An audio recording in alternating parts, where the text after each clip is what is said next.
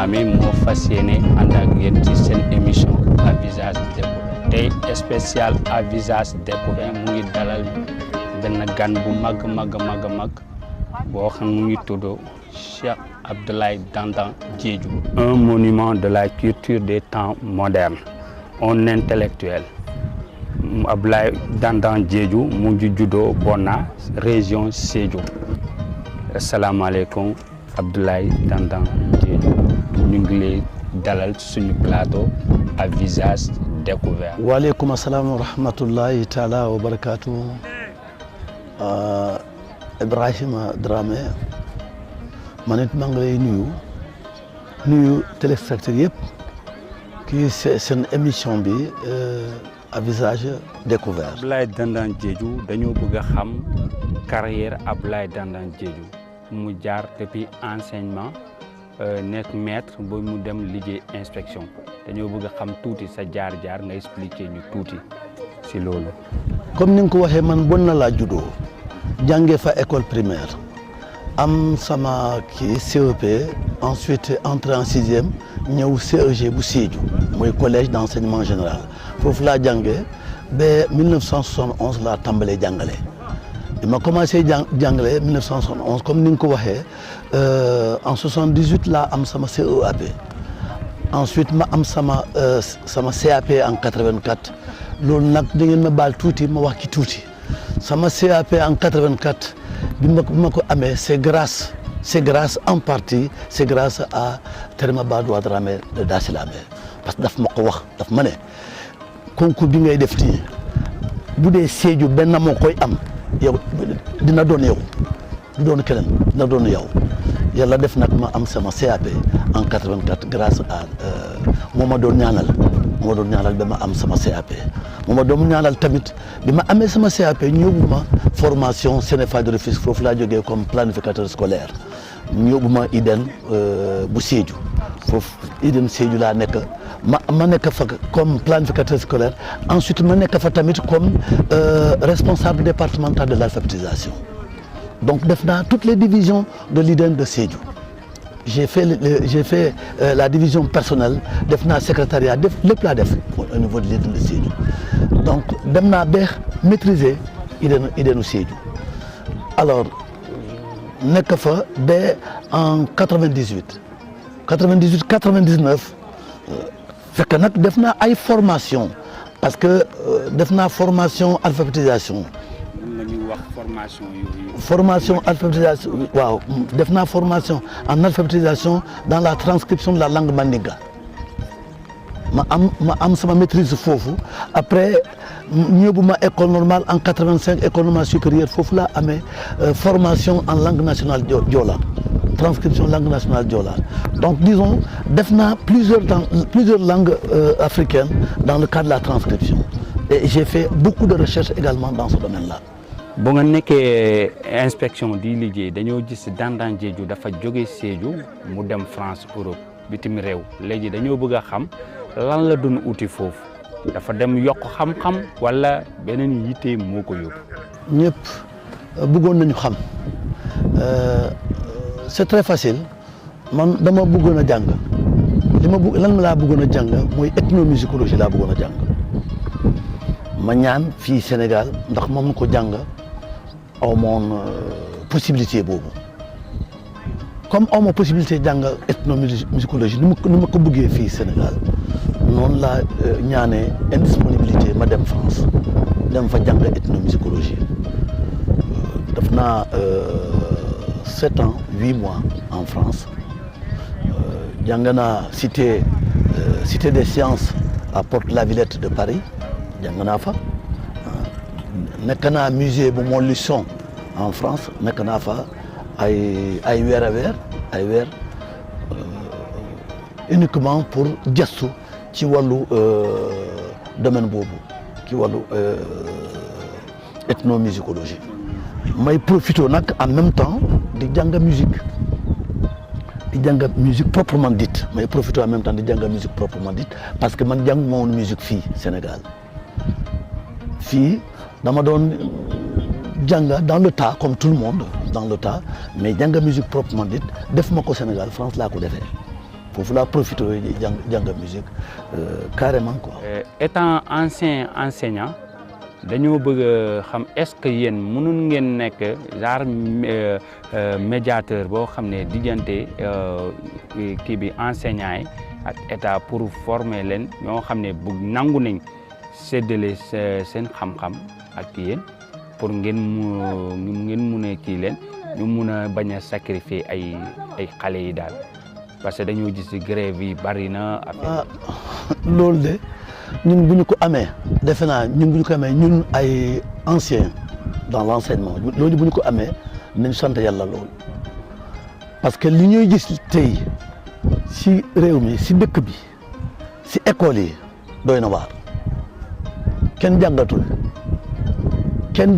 koo foog ne kii jàng na nga yóbbu ko muy jàngale bu waxee sa kanam tu as même peur, tu as envie de vomir bu waxee français tu as envie de vomir bu ñu la ne kii day dem jàngale doy na waar lool moo tax domaine boobu nag y a plusieurs parts de responsabilité hein. Il y a la part de responsabilité de l'État. Ah oui, la plus grande part de responsabilité revient à l'État parce que vous ne pouvez pas comprendre que ñu ne dañuy organiser benn concours pour tànn ñu gën concours boo déggee concours c'est pour tànn ñu gën nag ngay organiser concours normal nga ne damay recruter donc la base du recrutement c'est un concours à côté de ce concours là ngay wax quota sécuritaire est-ce que c'est sérieux ça à côté du concours ngay wax quota sécuritaire mooy quota sécuritaire mooy il faut ramasser la pourriture quoi. Voilà, il faut ramasser la pourriture et la mettre dans l'enseignement. Or, à l'époque, notamment au temps colonial, l'enseignant c'est la crème de l'école. C'est les meilleurs qu'on a menés dans l'enseignement. Les meilleurs. Les moyens étaient dans la santé, les médiocres dans l'administration. Je parle du temps colonial. Pourquoi cela? Pourquoi cela? Mais léegi moi je peux pas comprendre et on ne peut pas me faire comprendre cela loolu je ne l'accepterai jamais au Sénégal ñu ne dañuy recruter oui on est d'accord dañuy recrutement bi c'est sur la base d'un concours ça tout le monde le sait recrutement bi c'est sur la base d'un concours lañu koy defee bu ñuy recruter sur la base d'un concours à côté du concours on nous dit qu'il y a un quota sécuritaire. Moi, il faut chercher maintenant la pourriture qu'il faut mettre dans l'enseignement. Voilà. Mais c'est comme ça qu'il faut le dire. C'est comme ça qu'il faut le dire. Voilà. Mais nous, en tout cas les anciens, si vraiment l'État sénégalais nous sollicite. Je pense que l'État doit nous solliciter. Si l'État bu ñu solliciter, bu ñu ñaanee ne ñu mettre dans des conditions. Il faut que nous mettions dans des conditions de pouvoir travailler avec ces jeunes enseignants pour améliorer l'école. On ne peut pas dire qu'on veut relever les défis, on veut améliorer, n'est-ce pas, la crise, on veut relever la crise au niveau de l'école sénégalaise, tout en procédant à des recrutements de ce genre, un recrutement parallèle. Un recrutement se fait sur la base d'un concours, c'est clair et net. Mais tu veux redresser l'école sénégalaise et tu procèdes à un recrutement parallèle, tu ne passes pas sans passer par le concours. Tu vas redresser l'école sénégalaise. C'est l'aberration. Depuis 1968, université, chaque année presque des grèves. Donc, mais nous avons police sur le campus. Mais le nouvel régime, est-ce que vous le trouvez ça normal ou pas de conseil? Du yoon. L'université, c'est un creuset de savoir. L'université, il faut aller pour jàng. C'est nous avons une force de l'ordre à l'université. Non? Nous avons des policiers, des gendarmes, n'importe quoi au niveau de l'université. Non, l'université, on y va pour étudier. On n'amène pas les forces de l'ordre à l'université. Moi, je suis catégorique là-dessus. L'université, c'est un autre espace. L'université, c'est un espace là. Il faut aller pour jàng. si l'État est incapable de régler cette tension au niveau de l'université, ce n'est pas les forces de l'ordre qu'il faut amener pour aller tuer des étudiants au niveau de l'université. Non, non, ce n'est pas ça la solution. Depuis la première alternance, nous sommes sur la troisième mort. Le feu Balagay, Mamadou Diop et tout récemment Bassirou Faye. Donc, bonne responsabilité l'État bonne responsabilité l'État pour l'ol Pour éviter l'eau, c'est très simple. C'est très simple, Ibrahima. Xam nga crise bi, il faut ñu out crise bi fan la jógee. Fan la jógee lu tax lii yëpp am. Yow tu dois des bourses à des étudiants, mais jox leen seen bourse. Jox leen seen bourse. Lu jëm ci jàng. Il faut être catégorique, xale yi nañu jàng waaw nañu jàng mais ce qu'on leur doit il faut donner ça aux enfants parce que tout le monde n'a pas les étudiants c'est des responsables du pays de demain ce sont eux qui sont appelés à gérer le pays loolu mooy dëgg mais nañu jàng on peut les mettre dans des conditions normales d'études nañu jàng mais ñu bañ la jox seen bourse depuis combien de temps ñu bëgg xale yi jàng normal am na ñu nga xam ne seen bourse dañu leen cassé am na ñu nga xam ne seen bourse dañu leen diminuer am na ñu nga xam ne amatuñu bourse est-ce que loolu yoon la non du yoon il faut mu am crise. mënuñu ñëw Casamance ñëw ba Sédhiou te laajuñu la actualité c'est cas Abdoulaye Baldé. État du Sénégal ñu ngi koy yóbbu justice pour auditer ko mu wax alal bu mu am mu seetal ko léegi lan mooy sa point de vue sa position. man lu jëm ci Abdoulaye Baldé mënuma ci wax ba sore lu tax li ma ci mën a wax mooy Abdoulaye Baldé c'est un citoyen sénégalais comme tout citoyen sénégalais voilà.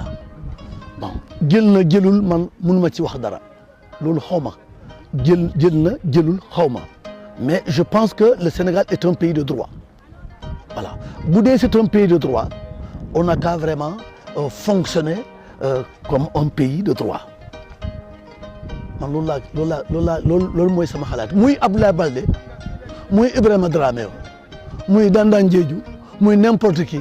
Nous sommes tous des fils du Sénégal, nous sommes tous des citoyens sénégalais. Ku tooñ nañ la yëgal ne tooñ nga ñu xamal na ne tooñ nga dégg nga s'il y a une sanction il faut écoper la sanction il faut la mériter donc il faut s'assumer man loolu laa ci xam waaye lu jëm ci politique parce que léeg-léeg damay dégg ne la situation Abdoulaye Baldé situation politique la. dégg nga man lu jëm ci politique vraiment du ma ci sore. Bala Moussa Daffé ancien député ancien ministre ancien maire de Sédhiou mais kenn xamul lan mooy position exacte ban parti la bokk waa Sédhiou dañu bëgg a xam loolu adduna yëpp bëgg nañ xam ban parti la bokk Bala Moussa Tamba dem na élection législative mu ñàkk local mu ñàkk. Donc ñu ñëw Amadou Tidiane Ba maire sortant dem na législatif ñàkk local mu ñàkk mu am deux jeunes bu ñëw Abou Diop DG de COSEC mu nekk maire et Boubacar Biaye président conseil régional conseil départemental en même temps député donc dañoo sanctionner les anciens wa ila nouvelle génération politique moo commencé jóg. dañoo bëgg a xam sa point de vue ci loolu. xam nga ku nekk ci wàllam ci dundam am na lu mu war a def ci réew mi ci askan bi Bala Moussa Daffé def na lu mu war a def ci askan bi bu may fàttaliku def naa Bala Moussa Daffé def na 18 ou 19 ans de pouvoir à la mairie de Sédhiou. Amath Tidiane Ba ñëw moom il a hérité d'une situation bi nga xam ne personne à mon avis hein, ça c'est révolu personne ne peut faire plus de 2 mandats à la mairie de Sédhiou moo tax Amadou Tidiane Ba n'a fait qu'un seul mandat 2009 à 2014 muy benn mandat. Ensuite Bala Tamba lui n'a jamais été maire. Il a cherché à être maire, il a d'abord cherché à être député. Et il a presque collaboré, collaboré avec tous les grands leaders. Oui, absolument. Bala Moussa Daffé, absolument. Jusqu'à Bala Tidiane. Absolument. Il a été, Bala Moussa Tamba, pardon, a été un peu victime de sa sincérité dans ses relations, dans ses rapports avec les gens. Il a été un peu victime de sa sincérité, un peu victime un peu de sa conviction. Parce que c'est quelqu'un, Bala Moussa Tamba, c'est quelqu'un, quand il dit c'est blanc, c'est vraiment blanc. Il ne sait pas dire aujourd'hui c'est blanc, demain c'est noir. C'est quelqu'un de très sincère dans ses relations. Quand un type comme ça, vous collaborez avec ñi nga xam ne ils ont 1001 tours dans leur sac, dañ koy jekku Bala Moussa Tamba loolu moo koy daal. ku baax la ku laa biir ku am ambition dëgg-dëgg lu jëm ci développement Sédhiou am na ambition mais malheureusement Bala Moussa Tamba il a toujours été victime de sa sincérité loolu xam naa ko sédd naa ko ci moom. Vous connaissez le parti où Bala Moussa avait milité actuellement? Oui, j'ai appris. C'est pas lui qui me l'a dit. Bala Moussa Daffé moom waxuma ko waaye dégg naa ne Bala Moussa Daffé mu ngi APR loolu de dégg naa ko moom waxuma ko de waaw ki dëkk bi laa ko déggee surtout ci meeting yi waaw ci meeting yi il paraît qu'il a donné sa position comme moom mu ngi APR loolu de dégg naa ko moom waxuma ko waaye dégg naa ko ci dëkk bi. Mais ces deux jeunes là c'est le relais ou bien? Oui, je